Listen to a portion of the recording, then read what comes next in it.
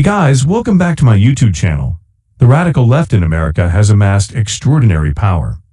They control elementary education, higher education, journalism, technology, sports, entertainment, and the executive branch of the federal government. They have used their power to transform American society, largely by hiding the sources of their power and their intentions for using it. They have buried the truth deep under layers of bias, editing, censoring, secrecy, classification, denials, misrepresentation, and lies. Yet instance after instance, unexpected events have led to the truth, the ugly truth, being exposed. Long-delayed Freedom of Information Act requests, special counsel filings, text messages from an adulterous relationship, handwritten notes, a horrid abandoned laptop.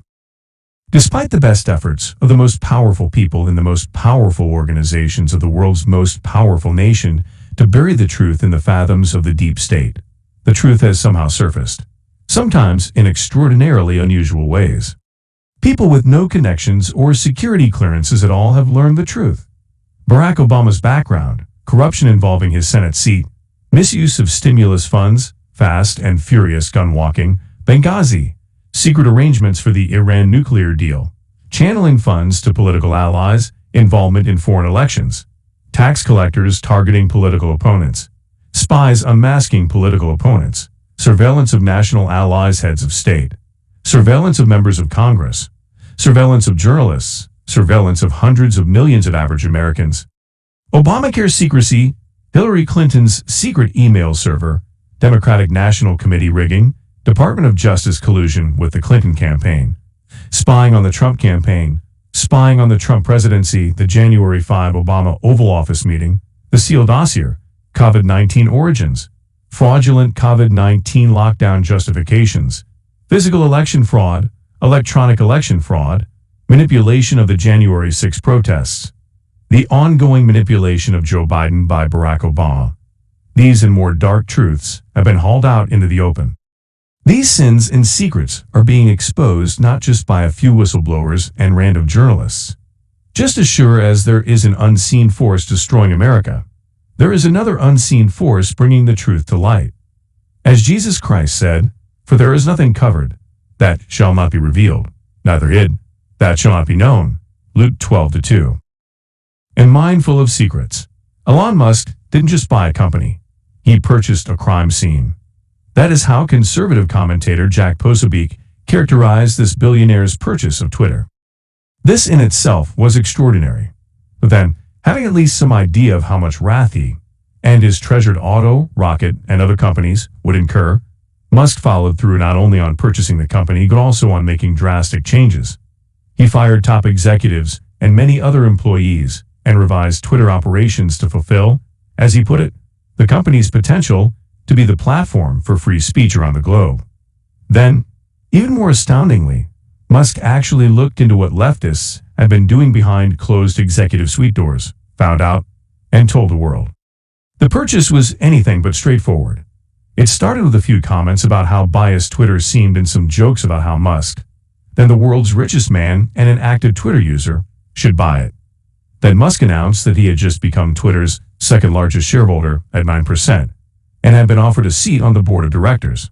Then Musk actually spent $44 billion on the purchase, offering the company's other stockholders $54 per share for their 736,701,437 shares.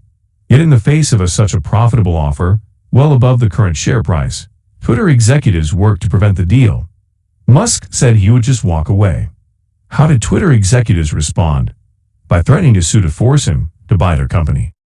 While sharing an obviously cozy relationship with liberal big tech executives, prominent radical Democrats outside and inside the government, like Gerald Nadler, had repeatedly, authoritatively, forcefully asserted that the notion that social media companies are filtering out conservative voices is a hoax. But on December 2, 2022, Musk and left-wing journalist Matt Taibbi released the first evidence from the crime scene.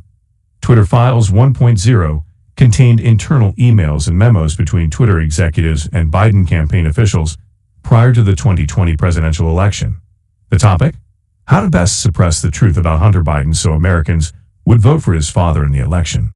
In April 2019, Hunter had taken a damaged laptop into a Delaware repair shop and abandoned it. The laptop's contents included 103,000 text messages, 154,000 emails, and more than 2,000 photos exposing a man obsessed with making videos with prostitutes, indulging in heavy drug use, neglecting his family, interacting with human traffickers, dodging police action, and acquiring money through business dealings involving foreigners, his Uncle James, and the big guy himself, Joe Biden. The New York Post researched, vetted, edited, and broke the laptop story in October. 3 weeks prior to the 2020 election. It was shocking, yet many people never saw it until after the election, after Hunter's father was declared the next president of the United States. Twitter and Facebook executives outright censored all information about Hunter's laptop before the election. Twitter blocked not only the Post story but also the entire account of the 200-year-old publication, blocked all users from posting links to the story, and even blocked them from sharing links in their private direct messages, a measure usually reserved for combating crimes like child pornography. Tech executives, media executives, and former intelligence officials branded the revelations about the Biden family as Russian disinformation. These executives were covering for the Bidens so Democrats could seize control of the presidency. But they were not acting alone.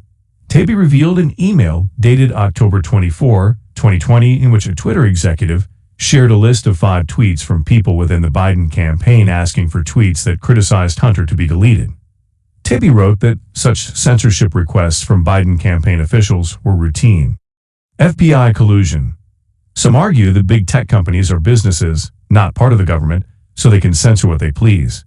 But the government was behind the censorship requests. The 3rd, 4th, 5th, 6th, 7th, and 8th batches of Twitter files provide additional proof that Twitter executives colluded with federal agents. Before Elon Musk bought Twitter in October 2022, the company's leadership had at least a dozen former Federal Bureau of Investigation agents, including former General Counsel Jim Baker.